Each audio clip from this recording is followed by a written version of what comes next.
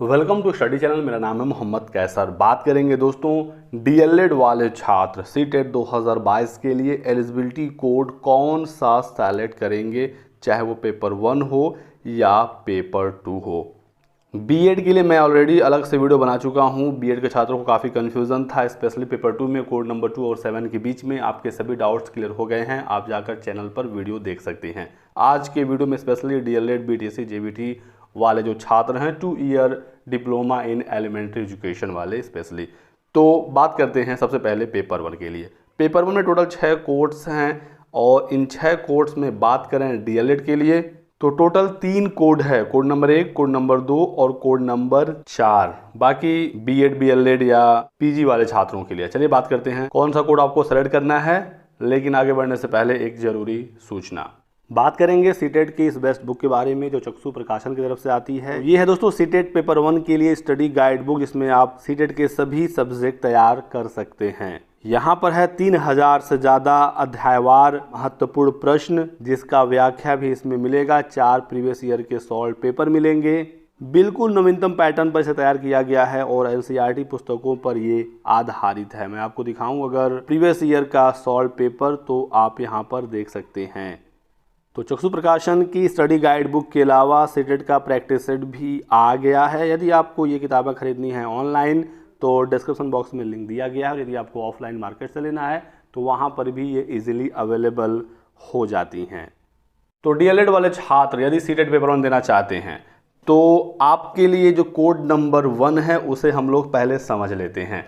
यदि आपके 12th में 50% नंबर हैं और आपने किया हुआ है 2 year diploma in elementary education यानी डीएलएड, इसे उत्तर प्रदेश में पहले बीटीसी के नाम से जाना जाता था, कुछ राज्यों में जीबीटी होता है, कुछ जगहों पर बीएसटीसी होता है। यहाँ पर मेन चीज़ है 2 year diploma in elementary education. अब ये किसी भी नाम से जाना जाता हो, यदि आपका 12th में 50% नंबर है और 2 साल का आपका डिप्लोमा है एलिमेंट्री एजुकेशन में, आप पास हो गए हों या फाइनल ईयर अपियरिंग में हो, आपको कोड नंबर 1 सेलेक्ट करना है।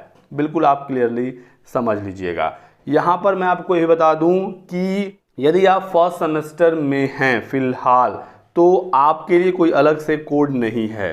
यहाँ पर पास लिखा गया है या फिर फाइनल ईयर अपियरिंग, तो फाइनल ईयर अपियरिंग को ही एलिजिबल माना है फिलहाल सीबीएसई ने सीटेट में, लेकिन एनसीटीई ने सबको अलाउ कर दिया है। और यदि एनसीटीई ने अलाउ कर दिया है तो फिर सीबीएसई आपको बाहर नहीं कर सकता।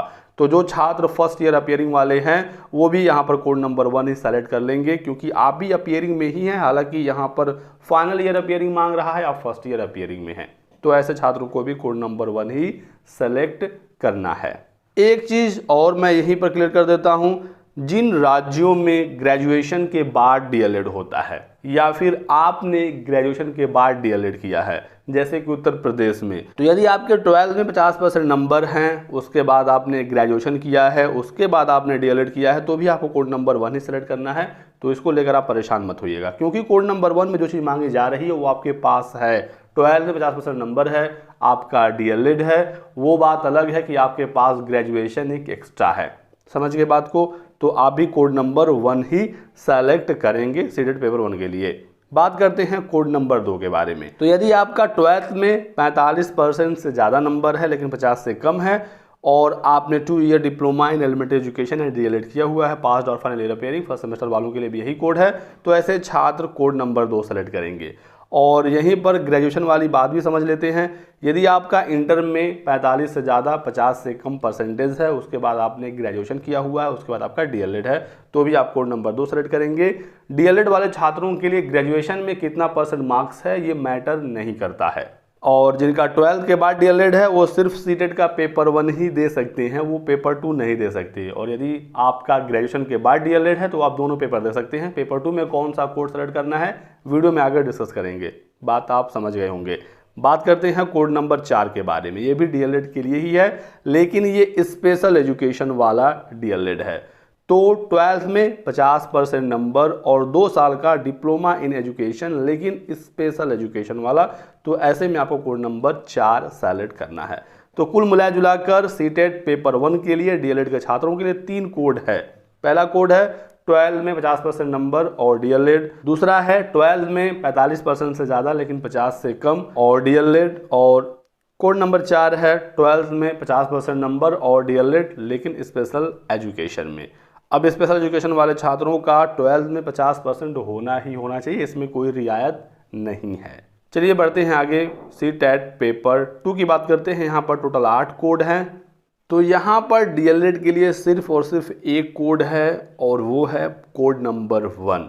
यदि आपका ग्रेजुएशन कंप्लीट हो गया है, आप पास या फाइनल ईयर रिपेयरिंग में हैं 2 ईयर डिप्लोमा में, तो आपको कोड नंबर 1 सेलेक्ट करना है। फर्स्ट सेमेस्टर वाले भी यही करेंगे। NCT लागू कर दिया है, मैंने आपको बताया ही, लेकिन उस नए बदलाव को CBSE ने अभी अपने फॉर्म में अपडेट नहीं किया है। इसकी वजह से ये पुराना वाला ही इनका डेटा दिख रहा है।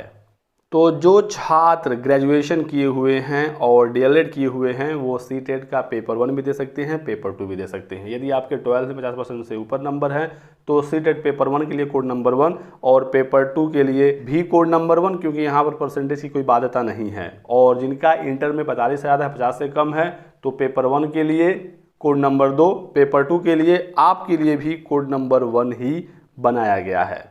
बाकी इसके अलावा DLED के लिए कोई दूसरा ऑप्शन नहीं है कि आप स्पेशल एजुकेशन में हैं DLED में या कुछ और भी चीज़ें हैं तो आप यहाँ पर कोई अलग कोड सेलेक्ट कर सकते हैं, ऐसा कुछ नहीं है। नॉर्मल आपका ग्रेजुएशन और 2 year diploma in elementary education है, तभी आप CTET पेपर 2 दे सकते हैं। तो ये रहा DLED के छात्रों के लिए कंप्लीट जानकारी। आपको कौन सा कोड सेलेक्ट करना है। टोटल आपके पास यही मिला जुला कर 4 कोड हैं। पेपर 1 में 3 अलग अलग कोड, पेपर 2 में सिर्फ 1 कोड।